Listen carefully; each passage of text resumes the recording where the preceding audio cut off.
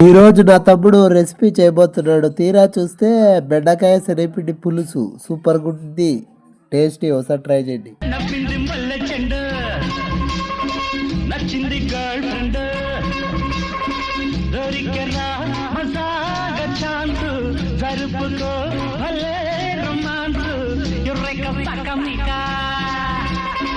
నీ ముద్దు తీరేదాకా.